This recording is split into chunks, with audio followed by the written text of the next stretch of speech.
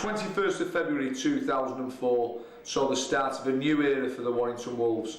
The Halliwell Jones Stadium played host to its first ever fixture. It was game on for game one.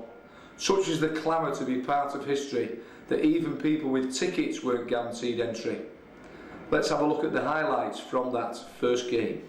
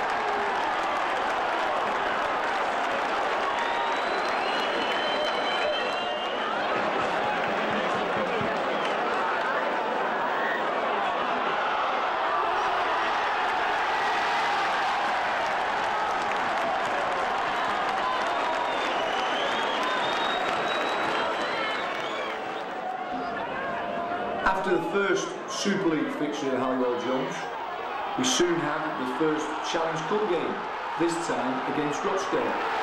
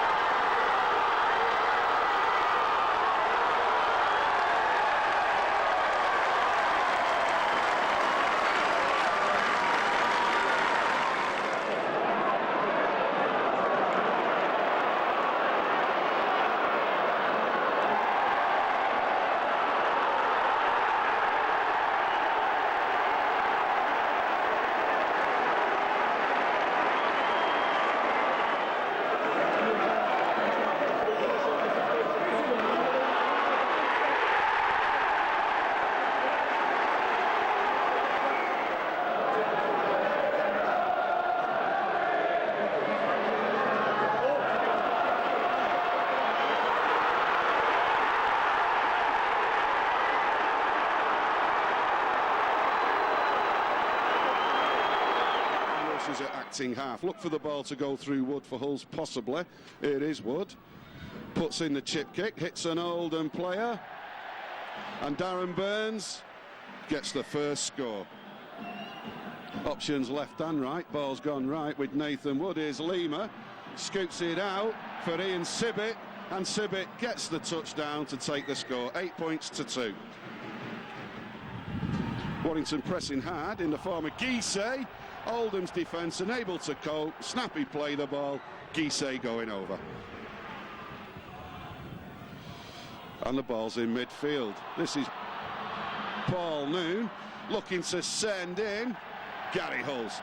Outstanding try there, that coming with 5 minutes to go to the break and stretching the lead out, 18 points to 6. 14-point game, half-time imminent. Challenge Cup 5th round, Gary Hulls. Warrington exploring all avenues. There's a long, mazy crossfield run from Australian Brent Gross, and the try of the game at this point. Paul Noon playing the ball then. Here's John Clark, here's Nathan Wood, steps right again. He's beat 3 players this far in, feeds Sibbett. Sibbett in acres of space, and a try scored on the far side. In the same vein this year, here's Clark.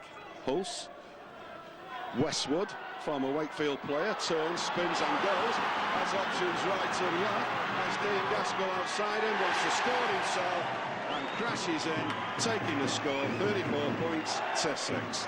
Completes the tackle, comes out with the ball, and Oldham's approach there ruined. Is Wainwright, Westwood with Gaskell, Gaskell cutting inside Cowell, Westwood, and here's Gaskell sprinting, Gaskell's gone, Gaskell steps inside, Dean Gaskell running 75 metres there for the picture postcard try to attack the Oldham team now. Durbin there with a horrible pass thrown to him, no knock-on committed. Hulse cleans it up quite rightly, scores behind the post. Okay, this is Lee Brays. Iffy ball there, marginal decision. Warrington now at last pressing hard. There's Brent Gross, and a gang tackle breaks out. The ball's in field. Supporters think it's a try, as does Ian Smith. Warrington scrum half Nathan Wood there, inches shot, long ball in field, not the best pass. This is Lee Brace, puts in a teasing kick for Wilshire. A bit of bobbling and messing around. Ian Smith consults with the touch judge, and the game is closed down. Excellent try there for John Wilshire. Okay, Brace, Gleeson, Nathan Wood. Iffy ball thrown there. Paul Noon has fed Ian Sibbett. Ian Sibbett stretching out. Awesome score for the Warrington Wolves there. Score 16-18, everything to play for. There's an interception. Warrington then coming away in the form of Brent Gross. Brent Gross dumps 2 tacklers, pins his ears back, and the Australian takes the ball home. Outstanding. John Clark in an arm wrestle situation there again. We'll play the ball for Nathan Wood. Paul Wood is through, and there's Paul Wood possibly tying up the game. And the ball goes midfield. Nathan Wood then throws the dummy. Does release the pass for Brace. Warrington stacking wide right. There's a long looping pass. Brent Gross feeds John Wilshire. And Wilshire crashes in at the corner. McDermott on the tackle. Ball goes short side. And there's a walk-in try for Ben Westwood. In this Power Gen Challenge Cup quarter-final, all still to play for. Tremendous credit for them. We've had one bad tackle in the game. The rest of the time it's been played in a good spirit. And Nathan Woods took the ball, turns away, and crashes in.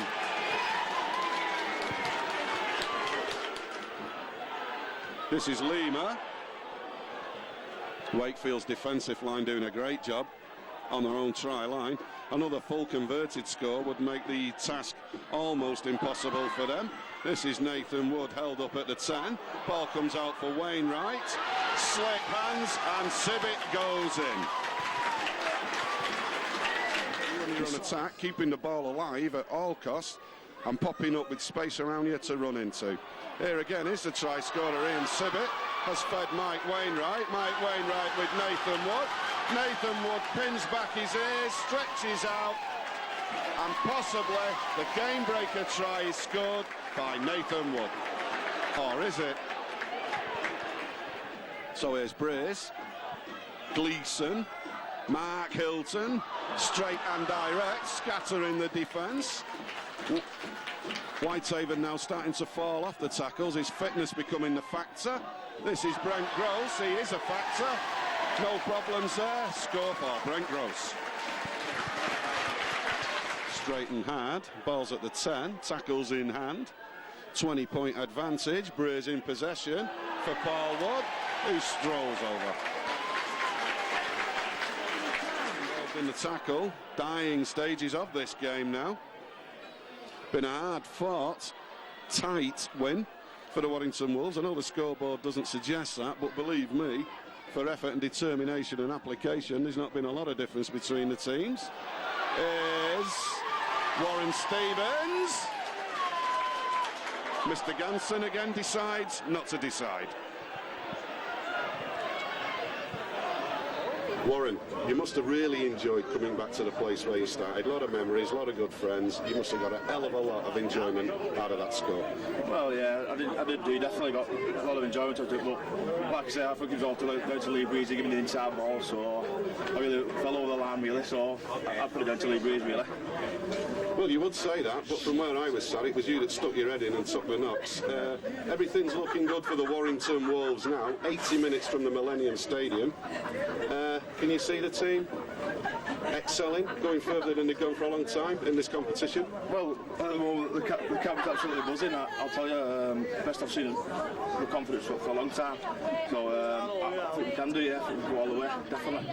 OK, well, at the Halliwell Jones Stadium now with Paul Cullen, there's more good players than shirts. Everybody's got to push themselves to the 10th, and it must be difficult for those who aren't getting picked. Oh, definitely. There's competition all the way through the board. You know, you don't play well, you don't play. It's as simple as that. You know, that's how good our squad is this year. OK, I've just asked Lee Brays who the team would like to draw in the semi-finals. He said York. What's your answer? Well, York, I'll have to win there, definitely. Yeah. Thanks, Warren. Thanks for that. Cheers. Well, as you can see, I've been joined by three loyal Whitehaven supporters, and what I'd like to ask you three. Whitehaven have been ignored by the world's media for too long now. It's 19 years since... Just a second. It's 19 years since the cameras were on this ground, but what a performance from your team today. You've done us proud. Well, we've been ignored for a long time with rugby. Yeah. OK, well, the world's media has been gathered here today. The spotlight has been put on the recreation ground. 5,500 people turned up. If you get the Super League green light, would you think you could fill this ground every week? Yeah, every week, definitely. OK, well, one last question then. To the general public of this part of the world, what does today mean? Excuse me. Ask her. Ask her, please. Ask Miriam. There's something about that. If we got in the Super League, it'd be a good atmosphere around here. Rugby League would be a better place. OK, well, there you have it, straight from the lips of the Whitehaven transvestite supporters. Deep into the pockets in a week that sees 2 games coming up in 4 days. Good support there. Here's Mike Wainwright. The ball's hit the post, and Wainwright scores. Danny Lima doing it tough, plays the ball. This is John Clark spinning and turning and scoring.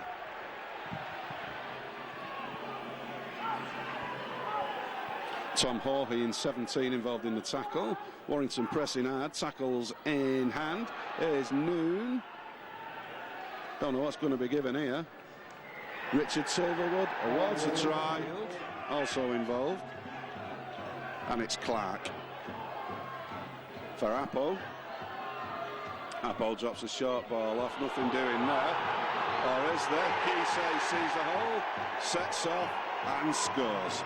Budworth on the tackle. Here's Hulse again, looking to speed things up somewhat. That's Noon. And Hull's short side. Big cheers coming in from the Warrington support. And Richard Silverwood awards a try from former Bradford player there, Mike Forshaw. Bit of a delay at the play the ball. This is Mark Gleeson for Mike Wainwright. This is Brent Gross, flecks the ball out, and Paul Noon with the game-breaking score. Paul, that was a hard game today. I thought the forwards put in a big effort, and it wasn't an easy match to win. You pleased with the performance? Pleased with the 2 points, pleased with the way we battled through it. I thought for most of the game we simply swapped penalties, swapped mistakes, swapped tries, and on the back of that swapped an awful lot of sweat with the London Broncos. But have no mistake about it, come the end of the season, the 2 points from Griffin Park today will be very, very valuable. Yep, I thought Gary Hulse had a big effect in that he speeded things right up, Paul. We have tested our squad to its limits today. You know, we have a very bad habit of losing wingers and fullbacks in the first play of the game. Done it on a number of occasions last year and also this time around. Forces a reshuffle. You know, we had hookers playing at half-back and back rowers in the centre, second rowers on the wing, and we've managed very, very well. You know, London are doing it tough with injuries, and so are we. And it's how you manage that. Come away from home and take 2 points, and again they're very, very valuable. Guys have worked exceptionally hard, not played the best. There's a long way forward for us, a lot of room for improvement, but we're going home with what we've intended to come for, and that's the 2 points. Thanks, Paul. Cheers, Bill. Neil, thanks for taking time out to talk to us today. Everyone's got an opinion about your club. Previous league form matters for nothing today. Local derby, your boys must be ready for this one. Well, yeah, I think this is a perfect game in the situation we're in, because I think a derby match, it's not like any normal league game. It has a lot of emotion, a lot of things surrounding it that are unique. So it's probably the perfect game for us. Given our poor start to the season, we're looking for a lot of pride, a lot of commitment, a lot of dignity, which is a word that's been used in Warrington a lot over the last 2 years. And I think if we provide that, it's going to be a good spectacle. Have you had any differences in your approach because it's the Warrington Wolves, Neil, or are you just taking every team as they roll out these days? Well, we're going to change the way we play a little bit, not specifically because it's Warrington, but we think we're overcomplicating some of our play, and that's actually making getting the win a little bit more difficult than it should be. So we'll be simplifying the way we play a touch, but that, like I say, it's not specifically because it's Warrington. I think what you've got to do for a game like this is also fetch the local pride and the local emotion. Yeah.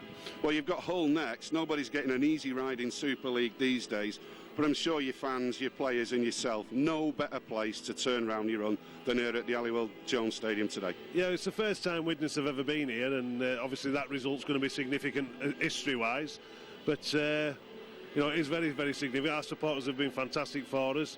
But, you know, we need a win, and at the moment we're looking forward to coming here and doing the right thing and giving a good account of ourselves. Well, just to get away from what goes on here today, Neil, just before you go, can you give us a prediction for who's going to get to Cardiff, please? Well, to be honest, and I've got to put today's feelings to one side, I think it'd be great to see a different club get to the Challenge Cup final. I'd love to see Huddersfield turn Saints over, and I'd love to see Warrington do Wigan. I'd be very pleased to see it at our ground. You know, I know there's a lot of criticism of the game being at Alton Stadium, but I think Warrington can do well. I think the pitch is very similar to this one, and I'm sure Warrington can, if they play with the sort of passion that they have been playing with, can get a result next week. Thanks, Neil. Cheers, mate. David Mills again, using his weight in the tackle. There's Mark Hilton, described by Paul Cullen as Warrington's best go-forward player. And the ball goes narrow side. Warrington have the break. Is the try awarded by Ronnie Long. It's Jerome Guisset. 4 points to 0 to the Warrington Wolves. Warrington desperate to get some more points on the board before the half-time break. Paul Wood showing good pace and agility again. Now he'll show his strength. This appears under Steve McCurry. Widnes defensive line holding great style at this stage, and just to prove me wrong, Jerome Guisset with the try. having a storming game. Refusing to go down in the tackle, finally does so. And Warrington stack deep left. Little drop-off ball for Danny Lima. Crowder on the feet, Ronnie Lawton awards the try.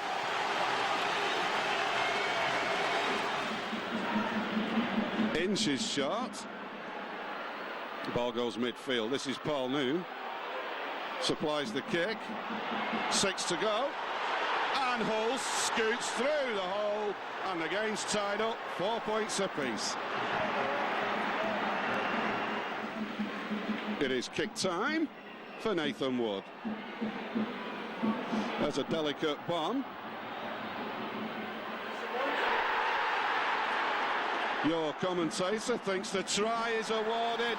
Have a look at that. Warrington stretching out to a 10 points to 4 lead.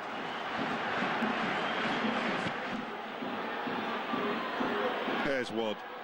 Warrington looking to stitch it together then. There's a shallow kick.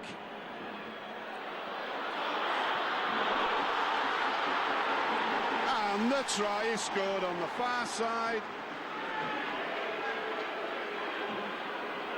So Warrington then, here's Nathan Wood. Darrell Cardis wants to create the overlap. Cardis has support, feeds Hulse. Hulse is screaming for the line, it's John Clark. What a score! John Clark giving the Wolves a 2-point lead in the 71st minute. Lee, it's always a tense struggle when Warrington Wolves come to the JJB Stadium, but as ever, Lady Luck doesn't seem to have come with you on the bus. No, I think it's the last 2 seasons we've been doing it the last 5 minutes. All credit to Wigan, they kept going for the full 80 and they've done us again at the last minute. Bounce of the ball away on this try line behind me today, but I think it's fair to say there was a few handling errors, a few mistakes, but the boys are putting in the effort. Yeah, obviously we had that disappointment against Widnes, so we had to show that it was just a blip, and I think the lads come out, give everything they got for the cause, and like you say, a few handling errors, missed kicks a touch, so we put them away. I think we would have come out on the other end of the 2 points. Well, I think the players now can think to themselves that they can match the best teams in Super League. Everybody's wondering about next week, but the bigger picture, do you think the Wolves can maintain their top 6 position at the end of the season? It's going to be tough, but on the evidence of today, we had a few new players in who's not played all season who stood up and been counted, so hopefully we can do, and we can push for that top 6. Do you think the lads will feel confident when they run out at the Warrington Stadium next week then? I think you've got to do after a performance like that. Don't forget, Wigan have got the full side out. There's a few lads not playing for Warrington, so hopefully we can click next week and we own one really bad. OK, if we can just move to your own personal situation then. You've been sitting around on the sidelines for a bit. You back in the team next week, Lee? Yeah, well, I'll be back next week. I've been rested for a couple of games and can't wait for it to go. Be nice and fresh, and hopefully we can lead the boys on. Thanks for your time, Lee. Cheers. Thanks for that, mate. Cheers. The next game was also against Wigan. This time it was the Challenge Cup semi-final. And on that day we also bumped into a few old friends. I'm pleased to be able to say that Kevin Ellis, former Great Britain scrum half, former Warrington scrum half, well known throughout League and Union, throughout Wales, has given up his time today. Kevin, we're not sure of team selection yet. From the Warrington point of view, it would be nice to see Lee Breers lead the team today. Oh, definitely. Lee Breers is an inspiration to Warrington, and obviously he's a great playmaker, and I think he'll bring the best out of Warrington attack today. Hopefully, if he's fit, he's got to wear that number 6 jersey. OK, I think the half-back battle today, we've got Adrian Lamb for the Wigan Warriors, who's no slouch, world-renowned. That's going to be the key to the game. Forwards are going to be the key to the game. One thing that's concerning me is the slippiness of the pitch, muddy ball. It's going to turn things upside down a bit. That's right, it's not the greatest conditions, but at the end of the day, it's all about, as you said, it's a forward battle. Adrian Lamb coming back, but saying that, I don't know whether that's a good thing or a bad thing. He's been out for 6 months, so, if we can get into him early on, maybe disrupt Wigan's pattern, and, hopefully, Warrington can build on that then. But I do fancy Warrington today. Well, you've been round rugby, both codes, all over the place. There's not a lot you've not seen, but nothing, and I repeat nothing, equals Howard Gen Challenge Cup semi-final between Mike Gregory and Paul Cullen. Oh, two good friends of mine, and just been speaking to Mike Gregory now, and you know, he's saying, you know, he's a bit apprehensive of this Warrington side. You know, I just hope that Warrington can do it today and go to Cardiff. You know, Paul Cullen's a big friend of mine, and you know, I'd love to see him there. Well, since your days at the Warrington club, Kevin, which had its high points, Warrington Wolves have more or less relaunched themselves, getting bigger attendances now, a new stadium. The potential can be unlocked in the 80 minutes out on the field. Oh, definitely. This is you know, it's a massive game. Semi-final is the biggest game of the season, because you lose the semi and then, you know, you're gone then. You know, going to Cardiff is a big plus. You know, Warrington have done well so far this season. Maybe had a hiccup against Widnes, but a new stadium, you know, a bit of a upset leaving Witherspoon, but you know, everything moves on, and you know, this Warrington crowd, you know, they'll be massive here today, and I just hope they can all come to Cardiff, and but you know, this is, you know, a must-win today for Warrington. Well, if I can just put it to you before you go, it always seems to me, I talk to a lot of people, that there is a special feeling amongst the ex-players when they get the chance to come down and see the Warrington supporters. Oh, definitely. You know, the support of Warrington, I've played with a few clubs, and there's nothing like the Warrington Speckies. They're there in numbers, win, lose or draw, they're right behind you. And, you know, I got the utmost respect for all Warrington supporters. Kevin, thanks for your time. Pleasure. Right, once again, I'm happy to be able to say Mike Gregory's come out on this extremely busy day for him in his club to spare us 5 minutes. Mike, Paul Cullen, Mike Gregory, opposite sides of the fence. Nothing's bigger than a Challenge Cup semi-final. I know you're a professional, but this has got to be a different day. You know, emotions, certainly not mixed emotions. I feel for Warrington. I don't feel for them today. Part of my job is preparing the team to beat Warrington. I wish them all the best apart from today, because it is sort of a result that I look forward to, and the way Paul's got the boys playing very well. It's going to be a big, physical, tough game today, and if both teams, you know, drop the ball, bounce the ball, refereeing decision, it's that close today. Wigan Warriors, Mike, seem to possess that indefinable quality. When the backs are to the wall, when blokes are missing, when blokes have picked up injuries for years and years and years, they go on the field, they turn it on. Is that something that's Coach Mike already born with that inside him? I think with semi-final football and just the derby over Wigan Warrington, you know, they raised the game. It's been involving so many playing for Warrington against Wigan. It's special, and I'm sure all the Warrington players will feel that. But on the other foot, you know, vice versa, the Wigan boys, you know, they relish playing, you know, tough opposition, you know, a stubborn, resilient opposition like Warrington, and today could be, you know, classic encounter of, you know, the war of attrition. Who do you think could take the most positives from the league game last week, Mike? I think it's got to be us, because I don't believe we played that well and won. Obviously, Warrington had a few players out. I'm sure with Lee involved today, they'll have a better general on the field. But there's certainly room for improvement on both sides. I think the biggest room for improvement is certainly with us. But I'm sure Paul will argue that. But no, I think it's going to be a close, well-fought game. Well, just one thing before you go, Mike. I know you've got a busy day on. A lot of people had derogatory comments about this venue. Personally, I think the atmosphere today will be superb, and the RFL did in fact get it right. Yeah, I can't argue now. You know, tickets certainly on the Warrington side has gone exceptionally well. We'll have great spectators behind us, great atmosphere, full house, and the boys just rip in. Well, assuming that you get the win, Mike, who's you on in the final? Come final day, you know, you're not bothered. It's just a case then of, I don't want to really talk about that. Get this one over with first. Thanks for your time, Mike. Pleasure. Thanks, Warren Stevens does. The Warriors can attack from any and everywhere. Meanwhile, Darren Burns isn't interested. Ben Westwood, odds are against him. Westwood with the score! This is the stage where Warrington have got to convert this pressure into scores, and do so with Darren Burns. And I'll add my personal thanks to that. It's been a great journey going to Whitehaven, seeing off Rochdale, just travelling about with the club. It's an honour. Great supporters, great players, great coach, great setup. It's just an honour to be associated with them. Here they are then, not throwing in the towel at all. Mike Forshaw deserves this. What an effort.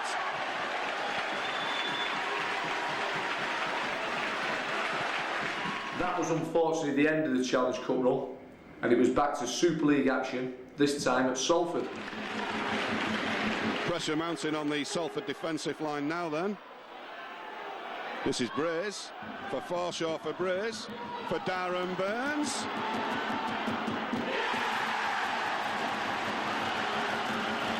Russ Smith looks left and right, and that try is chalked down to the determination and strength of Darren Burns.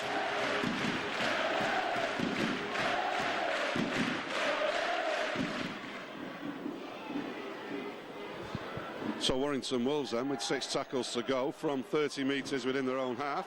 Nathan Wood has shown once surprising strength, surprising vision, an eye for the try line, and he takes the ball in goal and touches down. Super score, Nathan Wood.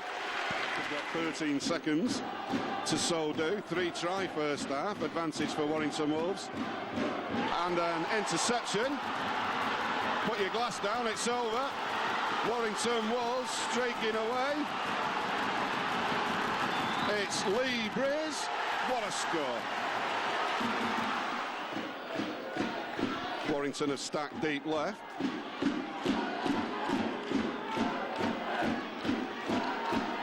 There's Nathan Wood for Wainwright, for Hulse. Hulse weaving, ducking and diving, releases the pass. Warrington supporters in front of me go absolutely mental, and Paul Wood has the score.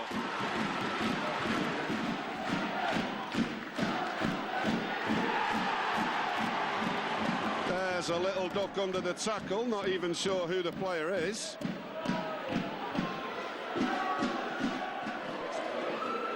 I'm finding it hard to see past Lee Brace for the commentators' man of the match. Gary Hulse has been outstanding while he's been on the field. And here he goes again. Gary Hulse is gone. Gary Hulse evades one tackler, flings the ball out to Barkulis.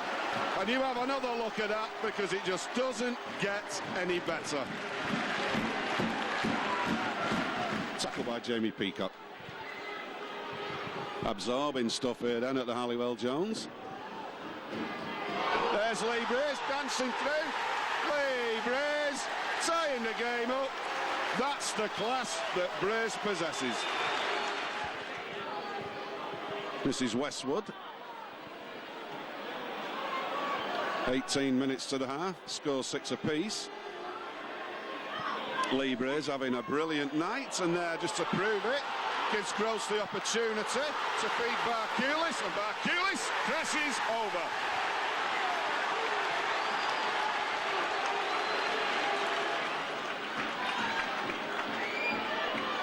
Warrington have the overlap, and there's another score. That looks like a fair try for me.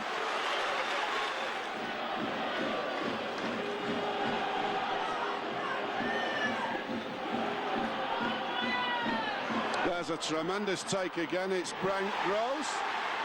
Pile up at the corner. I can't call that. So we'll leave it to Richard Silverwood.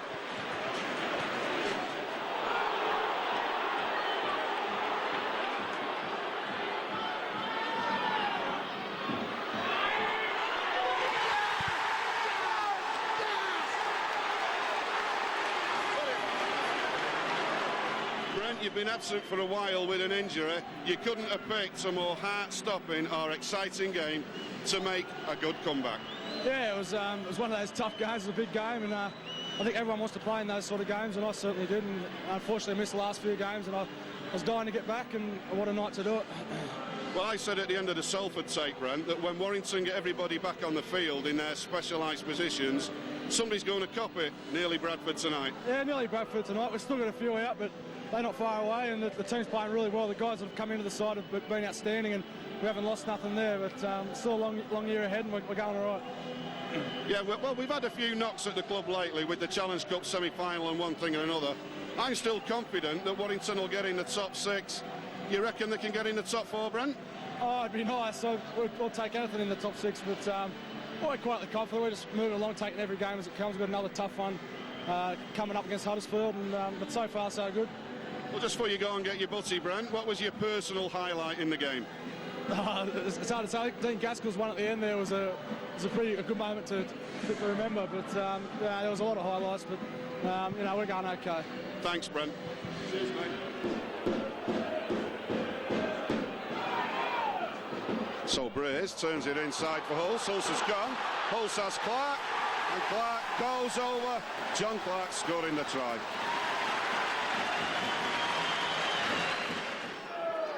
"19 metres out, late stages of the first half, a converted score down. The line's broken, it's Jerome Guisset tying the game up. Warrington starting to threaten on a constructive basis. And a super try scored on the far side for Dean Gaskell.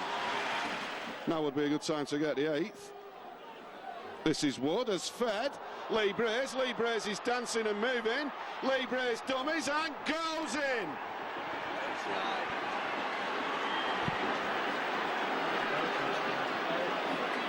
By opposite number Paul Sculthorpe. And the game settling down. Nathan Wood shows and goes.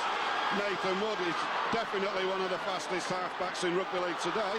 He's got the ball out to Ben Westwood, who runs round the back. The crowd's on the feet. That's Lee Brace playing the ball.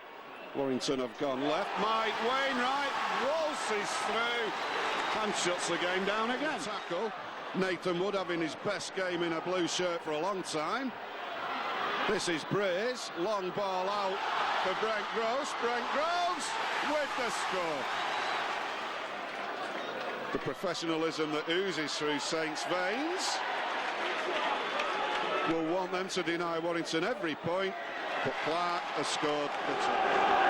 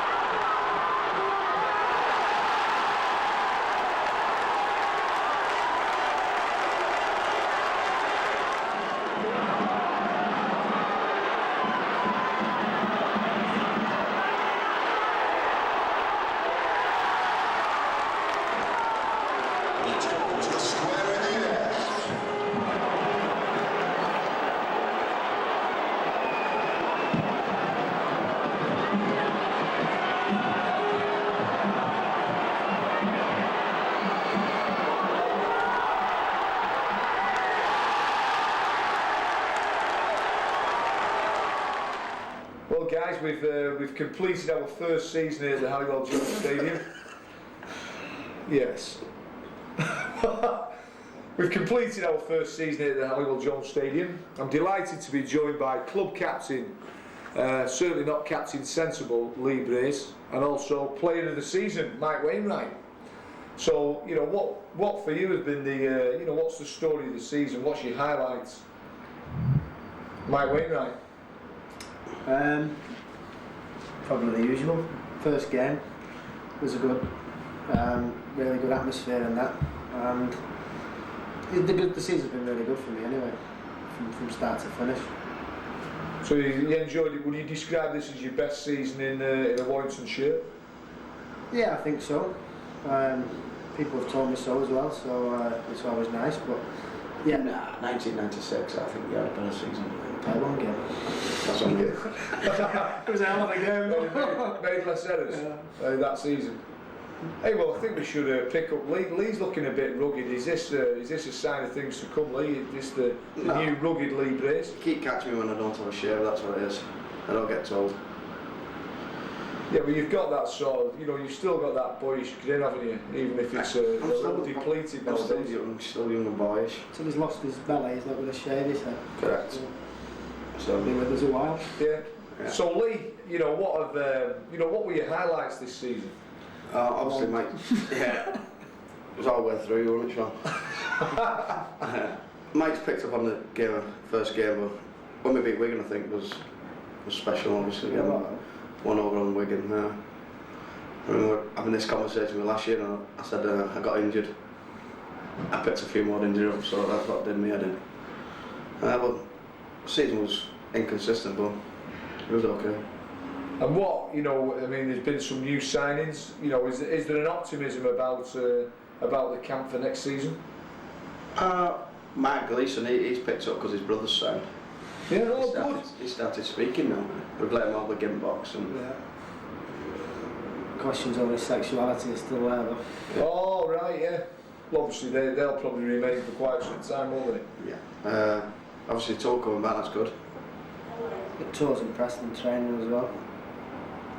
So do you think the stronger squad will make people more competitive for the shirts and help everyone kick on? I think it will. I hope so. That's what we need.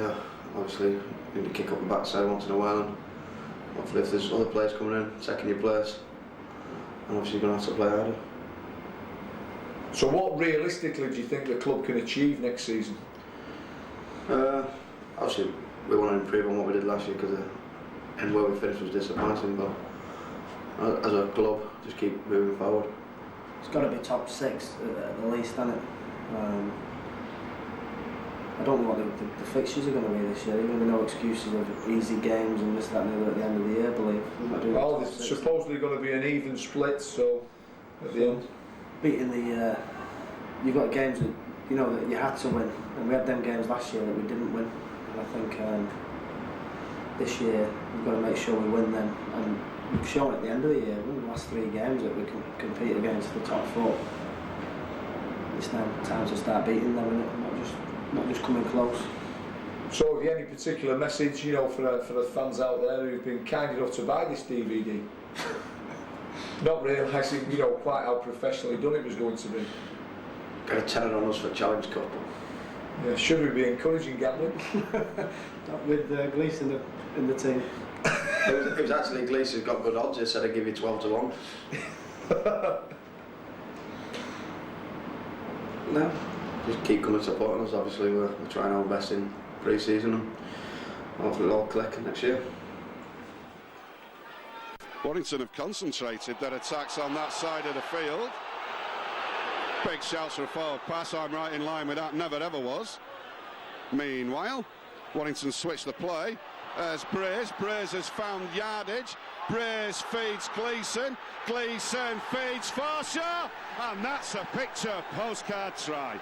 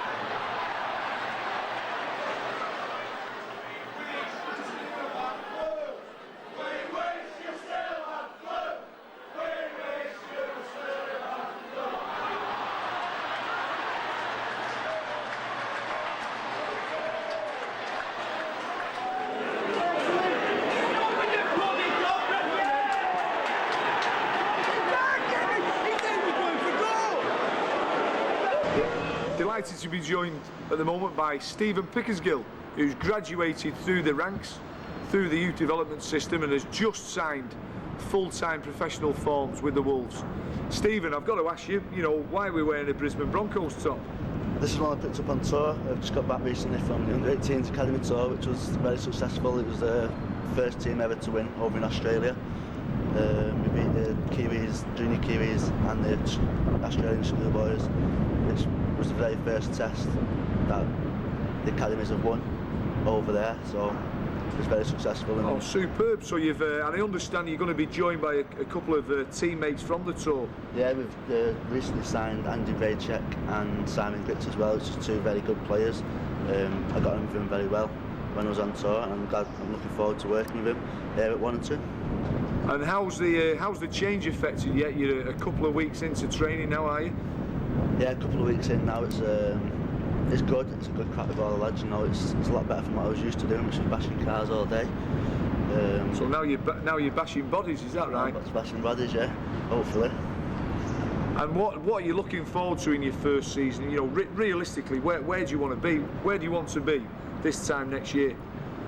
This time next year, hopefully, knocking on the first team door. I've got a lot of work to do, obviously, with the weights and stuff like that. I'm just going to try my hardest and learn from the lads around me. We've got some great players obviously come in, such as Logan Swan, Martin Gleeser. It's just great for a lad my age to be around players who are such world-class players like that. So. And hopefully you'll be the first of many Warrington lads to come through the ranks. Have you any message for younger and aspiring Warrington players out there? Just work as hard as you can, and if you want it, you'll get it. Don't worry about that. Just listen to your coaches, train well, and you have to choose everything at the end of the day. You've got a good attitude, you'll be a good rugby player. And good luck to anybody who wants to do it. It's a great career, and it makes you a great person, as well as just a great sports person, like. So good luck to all of you. And last time Warrington were down here, Leeds got caught out on the overlap, got away with it with a forward pass. Can they hold out this time? Wood goes from dummy half. Strong defence from Andrew Doonerman. Here's Lightball to Forshaw. Oh, there's a big gap here, John. Brent Gross, inside by, try to Warrington. Clark the dummy half. Here's Breers. Breers with the kick, and it's held up in the end zone, and Wood has put the ball down.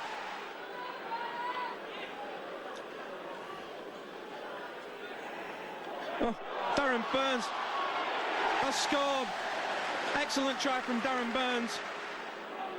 Leeds defence just about reorganised. It's last tackle, and it's Appo. They're going to run it with Breers. Breers gets the ball out from Jones Buchanan. Oh, and there's a big gap open here, and that's Paul Noon that's gone over.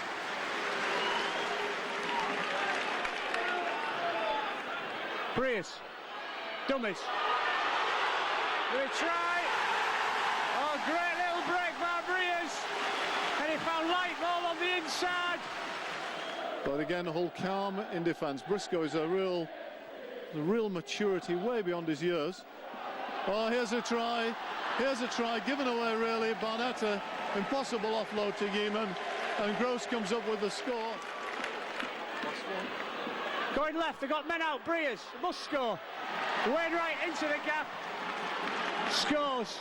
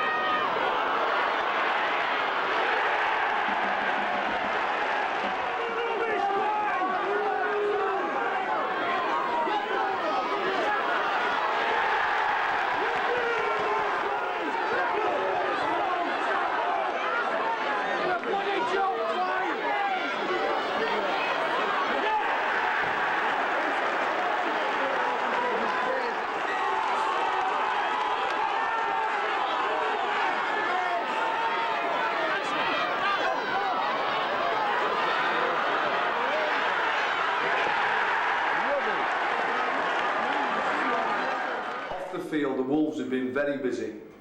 Who would have bet on us signing Martin Gleeson? Ladies and gentlemen, I'd just like to welcome you to the Halliwell Jones to unveil our latest signing, which is Martin Gleeson. We as a club are absolutely delighted with what is nothing less than a sensational capture.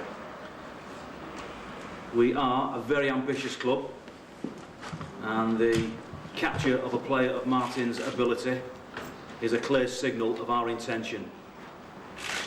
And one of the most striking aspects in the brokering of this deal was Martin's ambition to continue to win trophies and his ambition to play for Great Britain. We see this as a very, very exciting prospect, and I've worked exceptionally hard to bring this deal about.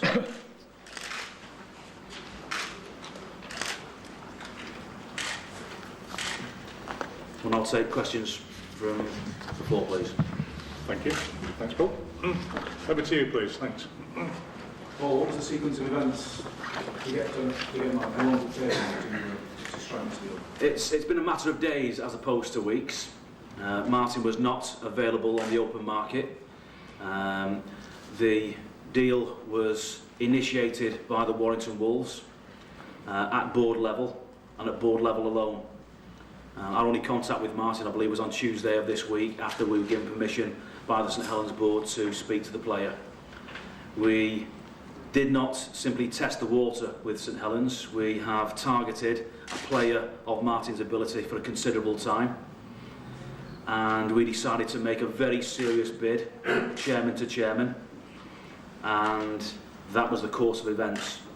That bid was responded to, accepted in principle, and then the chairman of St Helens then spoke to Martin and made him aware of the circumstance.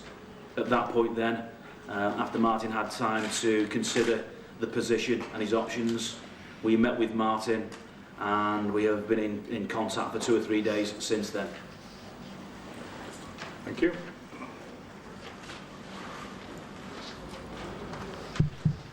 Martin, must have been a shock for yourself. Yeah, of course it was. You know what I mean? I just got a phone call from the chairman of St Helens, can we meet up? And he just said someone's made an offer for you that they're going to listen to, and if you know what I mean, that they were willing to let me go for that price. So that's what it came about.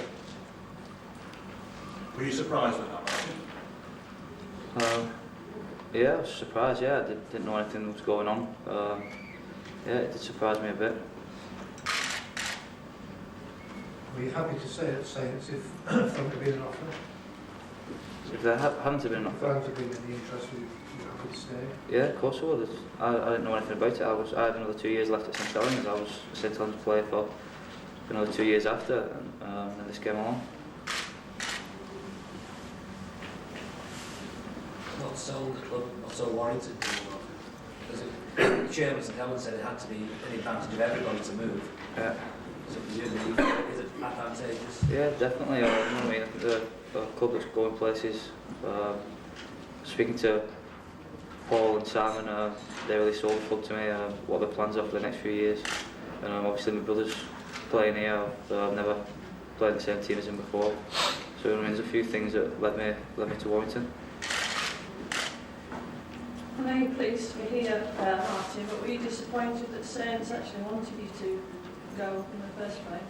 Well, they just said they accepted an offer. It was my choice at the end of the day. I could have stopped at Saints, but like I said, they did accept the offer, and I come and talked to Warrington, and I was happy with what they had to say, and I've made the move. How long is the contract? 4 years. Okay, any other questions, Jester? Yeah, I was going to say, I know you were, the figure speculated is around £200,000. Can you confirm that, please? It's a very fair assessment. Fair assessment. In the region of. In the region of, yeah. As I said previously, that you know, we didn't simply test the water. You know, we considered what was happening in the world of rugby league, and that quality three-quarters of Martin's ability are very few and far between, and there is movement within that market in the world of rugby league. What we simply did not want to do was to wait to find out what happens when other people do something else. So we made a decision at board level to initiate a contact and for once get in first. I think that's what we've done. It was a very serious bid, and we've got our man. Just saying about showing the ambition of the club. I mean, in this day and age in rugby league, clubs prepared to pay that sort of, it happens once in a blue moon. So, yeah. But I think it's a vibrant signal for rugby league in this country that we are a club that simply will not accept our position in the food chain. We are very ambitious. But this is not simply a reaction to events mid-season at the Halliwell Jones. Bringing players of this quality to this club are part of our long-term ambitions. I generally feel that we tapped away at the ice with Henry Fife here. Class, quality, international three-quarter. We've absolutely shattered it by capturing Martin Gleeson, and that in itself is a very important fact. But the message that we send to ourselves as a club, to our sponsors and to our support base, and to the world of rugby league is equally important.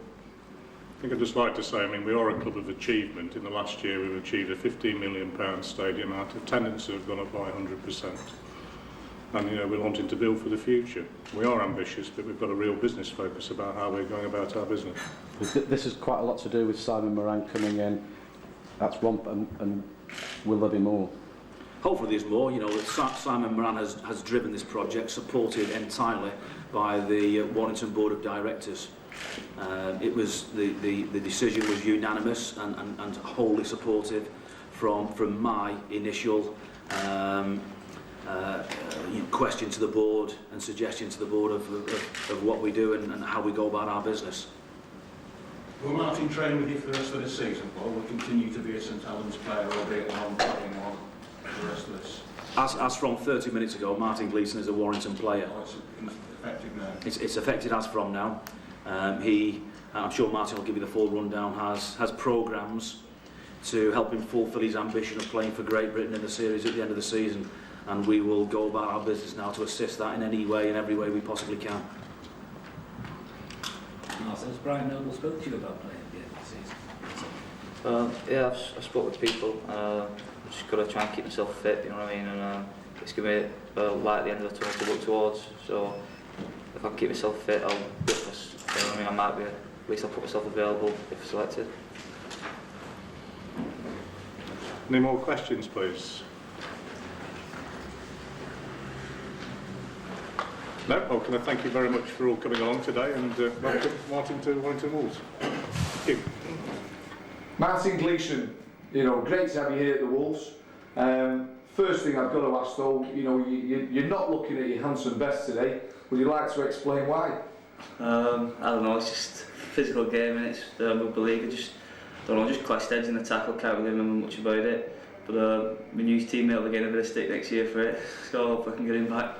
Oh great, so it was it Logan Swan that did it then? Yeah, I just ran across and I think I just clashed heads with him. I come off the worst. Oh well, so one thing we can be certain of, Logan's a pretty tough nut then, is he? Yeah, he is, you know what I mean. Played against him in this Tri-Nations against New Zealand, you know what I mean. He's been awesome for them, but he's going to be great for us next year. Well, going back to the Tri-Nations, it must have been great for you to get back on the field after an enforced absence. Yeah, you know what I mean. It's been a long time, and to get my first game back against the Aussies, you know what I mean. It's a tough challenge, but you know what I mean. I loved every minute of it, and you know what I mean. From then on, you know what I mean. I was a bit tired in that game to be expected straight into a Test match, but seeing since then in the Kiwi game, my fitness has just gone straight through the roof, and you know what I mean. Hopefully a bit better as the competition goes on. Great, well talk is what a fabulous try. Yeah, just backing up really, just sculling inside to JP, and JP headed on to Tez, and I was just there to back up, just managed to get rid of a couple of them and get over that line, which felt, you know what I mean, felt good for me. Oh great, well I know, on behalf of the everyone here at the Wolves, we can't wait to see in the Primrose and Blue. What, could you tell us what you found attractive about Warrington and what made you want to join the Wolves? A few things really, you know what I mean. Obviously, first of all, I knew quite a few of the players here, which made it a bit easier. My brother plays here. New stadium, and I think just a team that's going places. A lot of ambition. The signings they made for next year, and they're signing a lot of young, good talent. So I think it's a club on the rise, and I want to be part of that. Oh, that's superb. So long term, where do you see the Wolves, emerging? Yeah, definitely. You know what I mean. Definitely top 6. And we've got to go for honours. Can't rush things too early. I signed a 4-year deal here, and hopefully over them 4 years, you know what I mean. We're going to be pushing for them finals, but next year, just see what happens next year. Definitely, we need a playoff place, and then just anything can happen from there. Great. So have you any message for the Warrington public? Just get this place packed, because no one likes playing here when it's packed.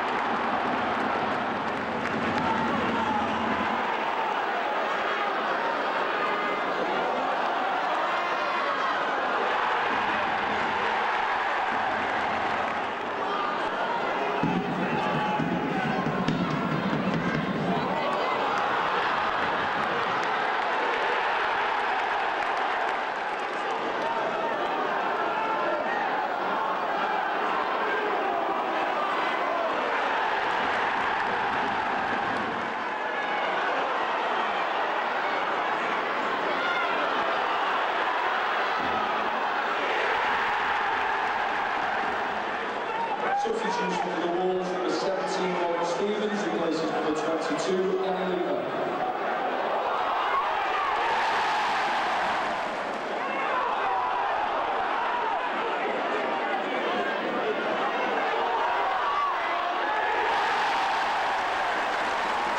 Substitution for the Wolves, number 14, Mark Gleeson, replaces number 9, John Clark.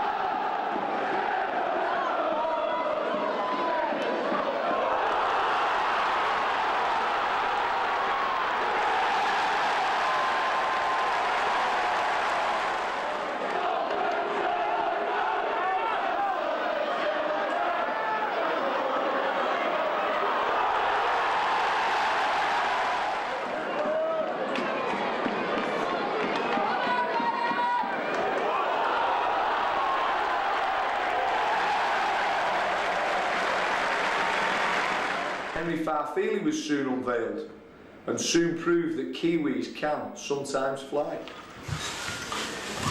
I've got a very pleasant duty this morning in introducing Henry Farfeely. He's almost fresh off the plane, although that's not quite true. He has been training with us, and it just shows, following the capture of Martin Gleeson for next season, Henry's playing this season, it just shows the determination of this club and its board of directors to ensure that we are among the best in Super League. That's what we're aiming to be. We're aiming to bring the good times back to Warrington, and I think it's nothing less than our town's deserve. Now, I'm not going to go on about Henry. You know a lot about him. He is an international player. He is one of the few who scored a hat-trick. I think I'm right in saying that, Paul, in a test match. I'm going to let Paul talk about the player and talk about his excitement of the capture. Paul. Thanks, Doug. Well, again, once more, welcome to the Halliwell Jones to announce yet another capture, another international three-quarter. And just to reiterate what the chairman has said, that it is another step on rebuilding this Warrington squad. to cement our place, hopefully, within the top 6 of the rugby league clubs in this country. And we have worked exceptionally hard to secure Henry initially on a 3-year deal for 05, 06, 07, and once that was done and banked and registered, we then set about a further contract to secure a short-term release for this current season. We wanted to do it on the fact that we wanted Henry to get into the country and settle down within the club for what is going to be a massive year for us next year, and also to shore up some shortcomings we've had this year on out wide on the edges. We are determined to retain our position within the top 6. We don't want to finish 7th, 8th or anything about that position. We want to go 6 and beyond, and we want to retaste playoff rugby league, and that's why we have worked exceptionally hard to secure that short-term release.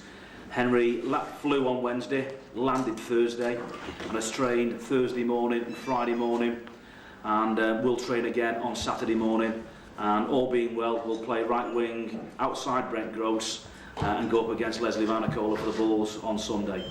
So all in all, welcome Henry to the club, and questions from the floor, please. Yes. Any questions? Other than that, Henry, do you want to say a few words? Well, they're weighted questions. They'll come back in a minute, I can tell you that. Yeah, no, I just want to say it's a huge honour and a pleasure to be here, and hope you enjoy my entertainment that I'll be giving you. Then, but I mean, I just want to say thanks for being here, and I'm looking forward to wearing these colours in the future. Okay, Danny, anything you want to say? Your friend here. I think that he'll do great for the club, and it's the direction that the Warrington Wolves is going, which is really great, and hopefully we can also attract future international players to the club as well. Thank you. Right, any questions? Paul, you normally keep your cards close to your chest when you sort of say about the team lineup, but you've put them out on the table here and said exactly what Henry's going to be doing. Do you not feel as though there's any pressure now? Well, none whatsoever. There's no point in disguising something that's very obvious and very apparent. I'm not going to fly Henry halfway across the world and sit him in the stand. He is prepared to the standard of the NRL. It's an exceptionally high standard. He's in great health, he's fully fit, and he's very determined and desperate to get on the field and start the second phase of his career. So the players are aware of my intentions. The team know what the shape on our right hand side of the field is going to be, and I'm quite clear with it. Good. Henry, you seem firmly set at New Zealand Warriors and in New Zealand. Did this whole transfer and flight over here and playing against Bradford on Sunday come as a big shock to you or a surprise? Is it all thing on quicker than what you were expecting? No, not really. I mean, I think I wanted to come over a bit earlier and play a couple of games, but then Bradford game was a good opportunity for me to come over and hopefully do my best and won't need these down. Should be good. You played against Vanacola most people? Oh, probably in the junior grades, but probably. I think it was in the junior grades, but I haven't played against them ever since. Just probably alongside them. So it'll be a good opportunity and a good challenge on Sunday. Well, we've seen you in Test rugby, Henry. You played on the right. Does it bother you whether you play right or left? Not really. I prefer the right. I mean, I've always played all my careers at the right wing, and like what they say, if it's not broken, why fix it? He's living with you at the moment, anytime. I'm just he's staying with me to settle in, and it's good to have someone with the same nationality together, so we both understand our cultures. So we'll get on well. How difficult? What did you find it when you first came over? Well, when I first came over, I knew that I had to adapt very quickly to the conditions, and I've done so, and I got no doubt that Henry will do the same. It was winter when you came over, wasn't it? It was winter. It was, but like I said before, it's like you've got to adapt to any conditions, whether it rain, hail, or shine, and that's as a professional footballer, that's what you got to do. Okay.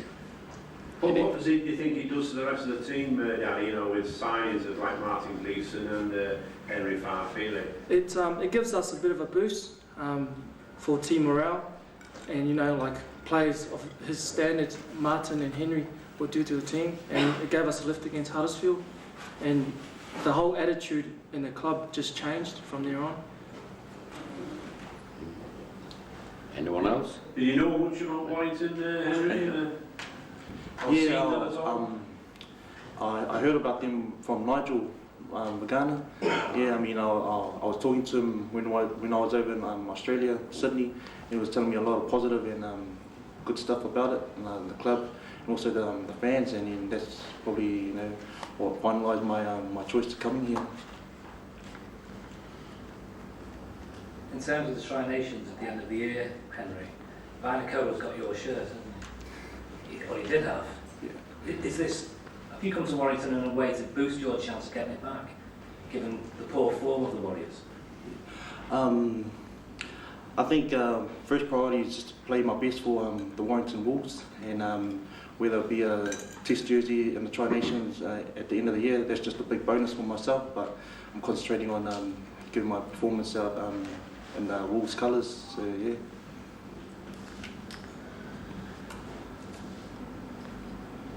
Anyone else? I'll ask you a question, Henry. What do you think of the stadium? Oh, it's an awesome stadium. And yeah, I mean, it's going to be, it just shows you how much the club is going to be, bigger and better than than it is now. So, but it's good. Thank you. Okay, thanks a lot, all of you. Thank you for coming along.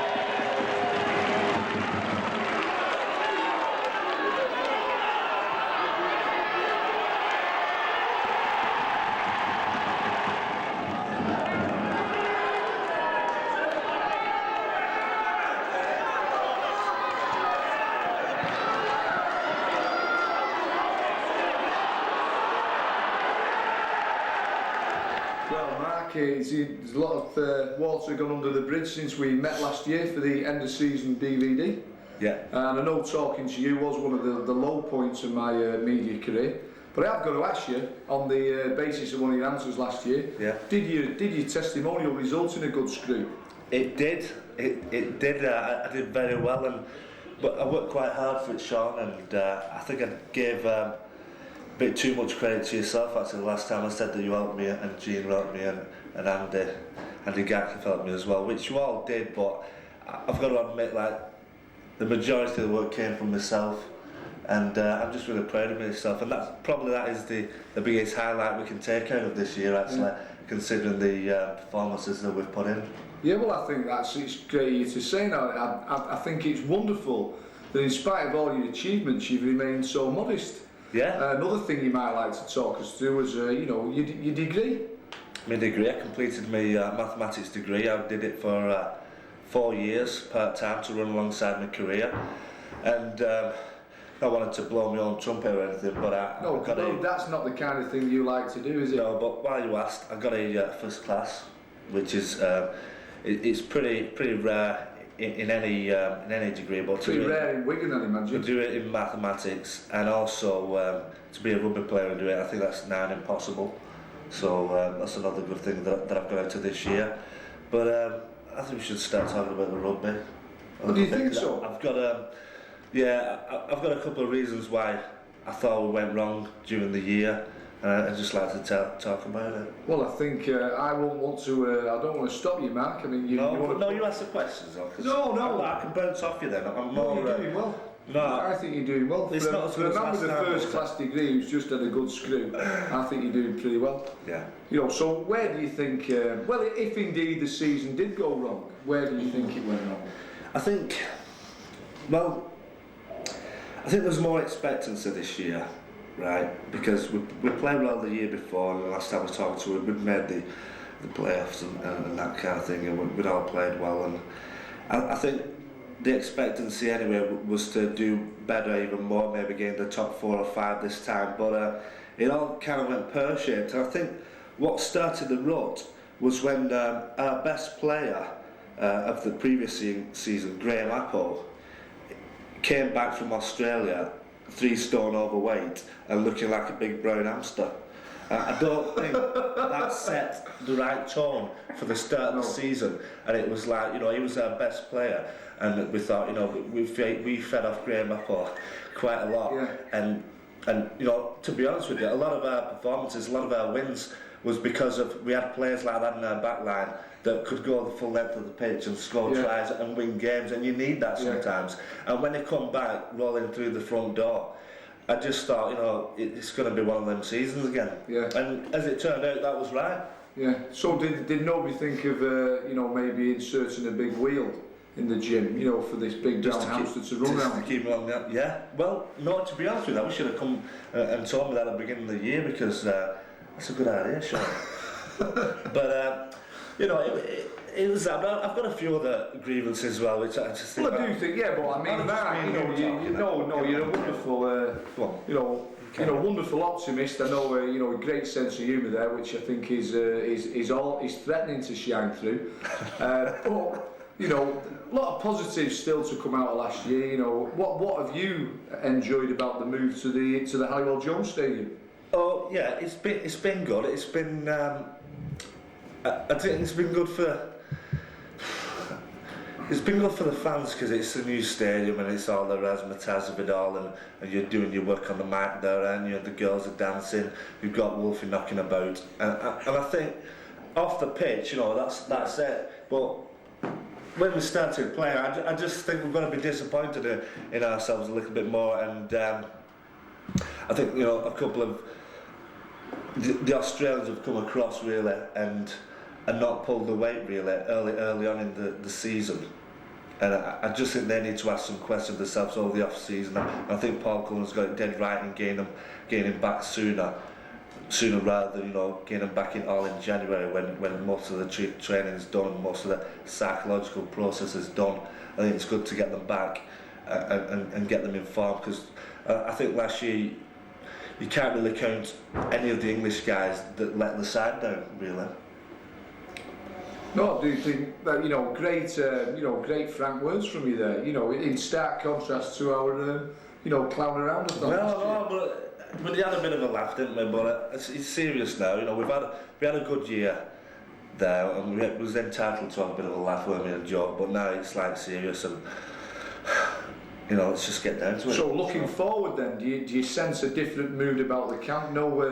No big brown, furry animals? I've not seen any yet, but it is the aforementioned guy is due back in town next month. So I just think, just seeing what he comes back, what kind of shape he comes back in, will just kind of give me that kind of vibe for the season. Yeah, but I know what. Irrespective of that, do you think the squad strengthening is significant? Yeah, I think one of the best reasons that have come in here and also have gained people like Simon Ram on board is that it gives you. There's no excuse now with the money. There's they bought big name players. They put them on a lot of big contracts as well, Sean. Such a green-eyed monster there. I'm not. Yeah, well, they've had a good screw, haven't they? No, but I mean, I haven't even testimonial to get anywhere near those kind of contracts. But never mind that. I don't want to harp on about that. But they've been able to attract the big name players, and hopefully now we can see some success. Basically, I think we've got to see some success because the money's been paid out, the coach is here now, and it's down to the players. Right, Mark Hilton, new, serious, reflective Mark Hilton. Thanks very much. That's all right. Thanks a lot.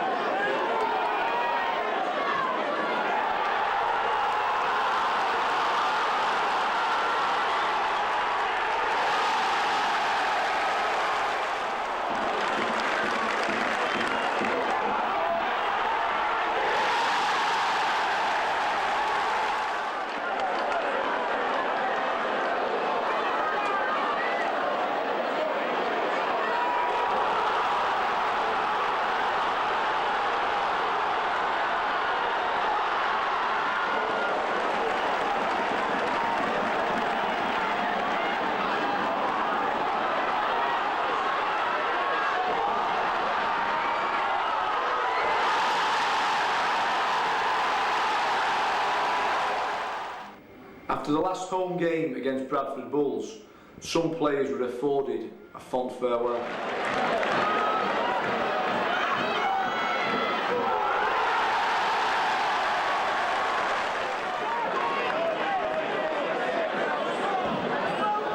Substitution for the Bulls, number 60.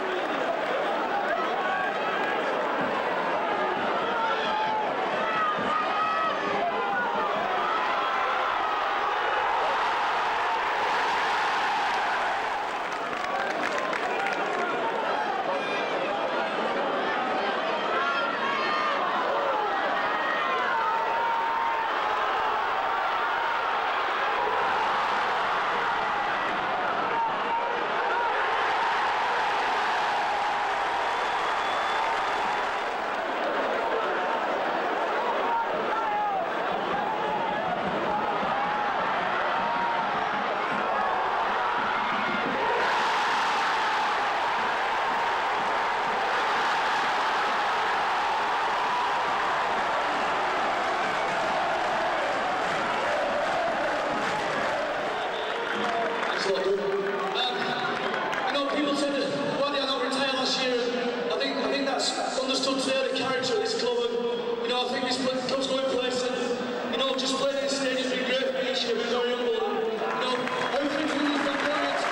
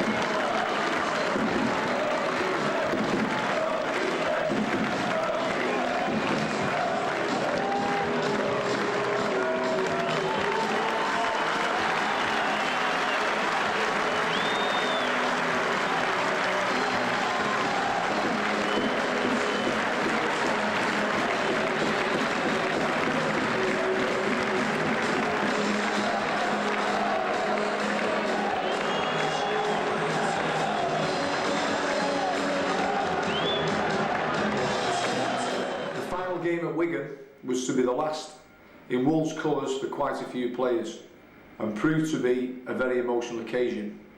A few days later we met up at the Halliwell Jones Stadium with a few of the leavers.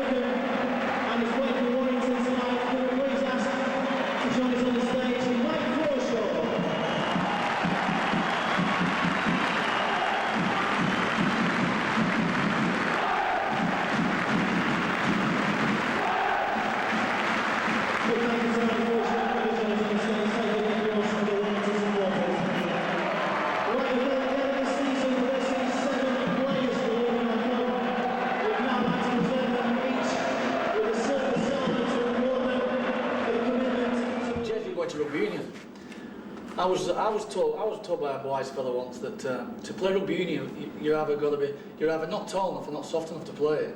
What would you say about that? He's both. Well, it's all in one way. I don't know. Nah, mate, I'm happy to get there, mate. To be honest with you. Are you not worried about all that stamping? Because that's pretty nasty. That stamping. Mate, I'll have a double headgear on me, mate. I'll be all right. Nah, I'll be. I've got a mate who played rugby union in Australia. He used to play rugby actually, Justin Dooley. Yeah, Dooley. He went back and he played a year at unions, and he played one game and he come off, and he said, and the coach said to him, he said, "Good game today, Dooley." He went well, and he reckons he didn't touch the ball or make one tackle. That'll do me. That'll do me. I'm not talking about mine. I used to play rugby union. You played rugby? I had a very unsuccessful stint though, to be honest. Did you? I used to play a bit at school, and they used to call me tow truck. Serious, first to the breakdown. Well, I haven't got any rugby union stories. You will have this time next year, won't you? I will have next year. I'll come back on tape next year. Do you think France is an option, Jess? Get into the international scene? I'll have a go. Mate, they've got a strong side, but I'll have a go. You never know, do you? Mate, it'll take me a few months to get used to it, but I don't think it's something out of your reach, to be honest. Yeah. What position are you going to play, mate? Flanker. 6 or 7. That was flanker with an F. Yeah, I knew them. What about you, Sid? Just moving across. Carl. Across the way, mate. Going to Coronation Street. Me, Steve McDonald, all them in the Rovers. No, it'll be good. Good challenge, they're similar to Warrington after a new stadium, trying to be ambitious, so, looking forward to it. Yeah, Warrington, they've got a bit of a long-term plan, so haven't they? They've got the ambitious, some of the players they're trying to sign. I mean, if I said them, you won't believe me, but... Yeah. I believe it. George Foreman, Muhammad Ali. I might get there. Yeah, Mike Tyson over. No, it's good, yeah. They've got a new stadium coming, casino, hotel, the lot. So. I've heard a whisper that they've got a new assistant coach coming as well. Yeah. But honestly, I do not know who it is yet. Well, I do, but I better not say what I mean. Yeah, they've got a new coach coming over from Australia. Have they? Yeah. Well, I won't be surprised if he's not Australian. D. Burns, apparently. I'm staying. My visa just come through. I think he might be from the West Yorkshire region, to be honest. Really? Australia? Full of scoops, aren't you, Force? No. There's nothing Force doesn't know in rugby. Oh. It's just with I'm in the loop, you see, we're being at Red Hall, I'm in the loop. You straight in there now. How are you going to go with those small dressing sheds, mate? Being 6'7".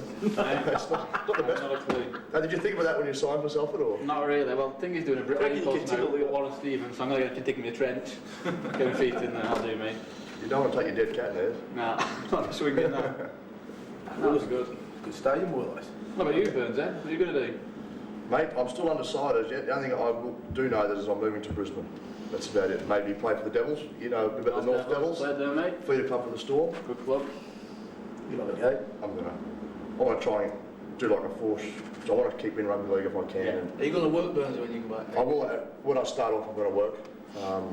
But I want to keep playing. They're hard jobs to get into over there, so you've got to sort of be in the know. So if you go and play for a club, you sort of get through the back door. They're hard jobs to get. Everyone wants them, so they tend to give them jobs to their own. So if I go back and make myself known, show them what a good bloke I am, should be sweet. Beautiful. Are you, Force? Tell us what you're going to do. I got a job with the RFL, and I'm just in the middle of doing a work programme with my new job as lifestyle advisor. Performance lifestyle advisor. What program was it? Work. Wood. You've got to have long-term strategy plans and short-term plans when you work for the RFL. Like say the new performance department works. David Wade he wants programmes on his desk every month. So it's quite challenging, but it's something I'm looking forward to. Do you be coaching or what? Back into it? There's a possibility of that. There's certain things at Red Hall that are available at the moment, but we just have to wait and see. David Wade may have spoke about a few things. But about they're getting rid of TOB. Force is coming back. Force is coming back. I don't know. I think that's a roller paid for 10 minutes, so that was. Do you want me to just leap in front? Well, guys, that was really interesting. Great to see the team spirit that exists between you. But could you tell us a little bit about your memories of the Wolves? What real memories will you be taking away from the Wolves about your time with us? For me, it's a bit the atmosphere at Wilderspool. I've enjoyed playing down here at this new place, but I do miss Wilderspool, and the atmosphere over at Wilderspool was second to none, and I'll never play in front of an atmosphere like that again. So I was sad to leave Wilderspool. I've probably got two memories of Warrington. I think the first memory is playing against them as a 17-year-old at Wilderspool, and I always remember Desi Drummond tackling me with his head into my ribcage. And everybody knows Desi Drummond was a tough bloke, and after the game I was sat in the dressing room thinking, God, is this game for me? Still winded. And then we're playing here now. I think probably coming to the Halliwell Jones has been a bit humbling for me. I think a lot of great players played here and never had the chance to play, and I've kind of come here and jumped straight in the new stadium, so I've really enjoyed it. You, Burnsy? Best memory? Best memory? There's a lot of memories. Some good, some bad. The best memory definitely would be avoiding relegation. You were there for that. Yeah. It was the best feeling. Training all week was depressing. Well, not just for 1 week, for like 8 or 10 weeks. That game was unbelievable. The pressure we were under, and other memories that go with it was people voicing their opinion when you're out trying to have a quiet meal, and that certain supporters would come up and tell you what they really thought of you as a player and a person, which isn't a good memory, but there are memories. But when we beat Cass at Wilderspool, and then we heard the news come through Salford had got beat, and we were definitely staying up relegation. That was a big relief. And then making the playoffs was good as well. To go from one extreme to the other was a good effort. My best memory would be beating Bradford at Wilderspool. You would have played that. Yeah, we had all the injuries. Yeah. Oh, no, the first time when you was leading by about 20 points. Yeah, and we came back at Sunday night. Sunday night, yeah. Then you played in that. Rob Smythe scored the last try. That's the one. Yeah. That's the one. No. Rob Smythe, that's the second game. I'm talking about the first one in 2000. You played in that for us, I'm sure you did. Yeah. I think they were leading something like 30 points to 6 at half time. And we ended up winning 38, 34. Oh, Jimmy scored the winner. Yeah, that was it. Yeah, I didn't play that. It's just unbelievable game. Just the atmosphere at Wilderspool was just, once again, like just unbelievable. Just packed out, about 10,000 people. It's just unreal feeling. Just really good. Dave Elliott coached the victorious under-18s academy side in the Division 1 Grand Final. Would you like to tell us what that victory means, not just to the club, but to the future of the club? I think, mate, it all bodes well for the future of the club. I think, the players that we're bringing through, especially at this age group, have proved their worth, both at 18s and 21s. This is the second consecutive season they've won the Division 1 Championship. And it all kicks on from there. Like most people know, Stephen Pickersgill is now a full-time professional. A lot of the players from that victorious team will be playing pre-season friendlies for the first team over Christmas, and the public can come out and judge what they think, and hopefully the players can nudge Paul Cullen in a direction of contracts for themselves. Yeah, have you seen a change since the move to Halliwell Jones Stadium in the way our club's perceived by promising youngsters? Definitely, mate. I think we're getting youngsters coming who would originally go to St Helens, Wigan, and places like that, actually want to come here. The Halliwell Jones is a great pulling vehicle for these kids, but also, the structures and the coaching staff we've got in place from 12s right up to 18s and 21s is that the players want to come here. They see good exit routes in under-18s rugby, and we're winning grand finals, which is great. Young players like Stephen Pickersgill going first team. We've signed young under-18 professionals from Halifax and St Helens this year.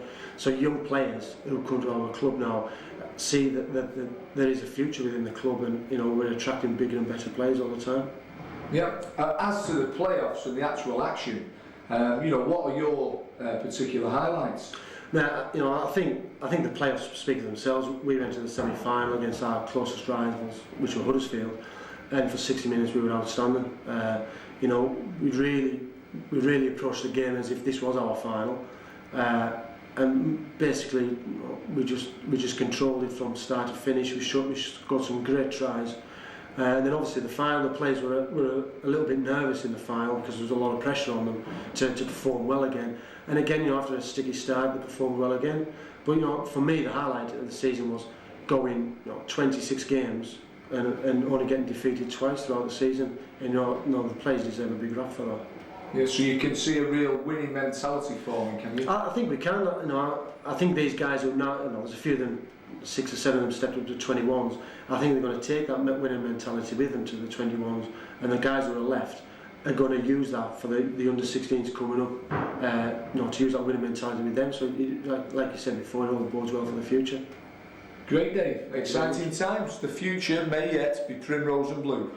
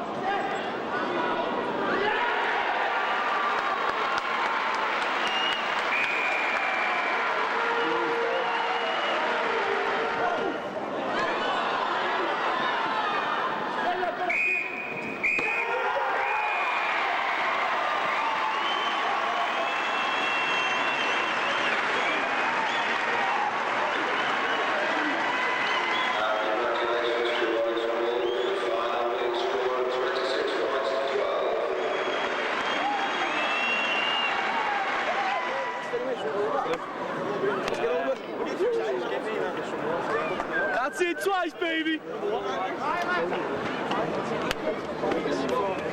Hey, I'm in the league to be one now, you know what I mean? Well, good. Hey, let's feel, boys. I'm in the league, that lost count. Yeah.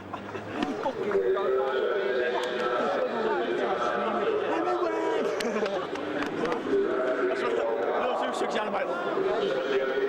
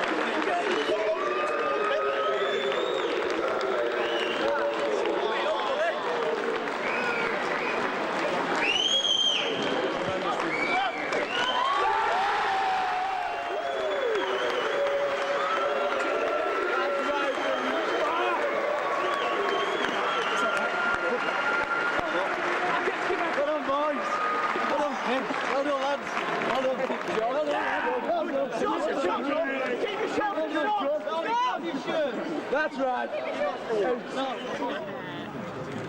Right, boys. Should we have a cheer or what? Okay, 1, 2, 3. Well, Paul, we've reached the end of the first season here at the Halliwell Jones Stadium. You know, how do you think it's gone? Been a season that has had a number of ups and downs and some striking highlights. And whilst our league position at the end didn't, I think, justify the effort we put in for most, it nonetheless is a true reflection of the way that we went during that year. But I look back on 2004 and instinctively think of Nathan Wood. You know, I think the form of Nathan through the season and the way he's played is atypical of the way that we've gone this year. And if we think about that first match, the first day ever at the Halliwell Jones, and the way Nathan scored and the way he celebrated, not as over-enthusiastic as some of his other efforts, but it was just the look on his face. The pressure in the build-up to that game was immense. And I think, you know, on reflection, it's affected us through the season. The pressure expectation at points got to the club, got to everybody involved in it. But when Nathan scored that try, there were literally 4 or 5 months worth of work had gone into that one play, and you saw it all over his face. And I honestly thought at that point we didn't get as much recognition for that win as I thought we should have done. You look how Wakefield went on through the season. They're a good side, well coached with good players. And to beat them as convincingly as we did in that first game of the season under that kind of pressure was immense. You know, I thought we set a standard that we didn't maintain then for the opening part of the season, and it cost us dear. Yeah. So you've bought well. There's been some great quality recruitment. What do you think we can expect as Wolves fans this season? Well, the recruitment policy has been based on what I thought the negatives were for most of last season. Early on in the season, we were competing very, very well in most games, creating plays. The work off Nathan Wood, off Lee Brays, off Mike Forshaw, for most was of the required standard. Our finishing was poor. We had that many chances on the edge that we didn't finish that caused me great concern. That's why we brought in Martin Gleeson. That's why we've paid the money that we have to St Helens for him. He's an outstanding player. He's the best centre in this country, bar none. The test series is evidence of that. Toa Koilov, a recruitment that is a man that's got great feet, scores tries, sets up play, and we have to make sure that the men on the edge complement the work that we're doing in the middle field. We weren't beaten by that many packs last year. I think I made a comment in the press halfway through the season. We're almost trying to set the world record for not scoring tries, and that's an area we aim to clean up this year. You know, this pitch that we're on at the moment is 100 by 68. It needs quality finishing to get us to the next level, and that's been a part of my recruitment policy. Great. So, in terms of league position, you know, one of the things the fans are looking to improve. You know, what message have you got? Are you looking to make top 6 and above? Well, sometimes you can nail yourself to, you know, a pre-season statement, and my call is that we must improve on not only what we did last year, and that has to be a must, but on what we did the year before. So that has to be top 6 and beyond. It has to be further in the Challenge Cup than we got last year. And that was a semi-final, so it's a big ask.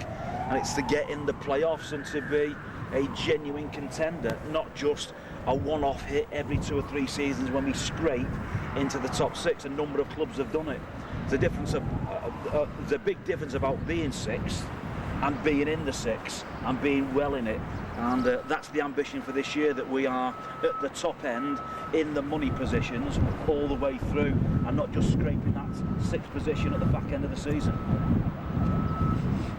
So you're a passionate Warringtonian. Have you a final message, you know, for the Warrington public, who probably, you know, they've had a wait, haven't they, for a team that they deserve. So have you a message for them? Well, the message is there's no false promises and there's no false hype to get into this position that we're in at the moment. There's been a tremendous amount of hard work both on and off the field, and that's the same message. It must continue.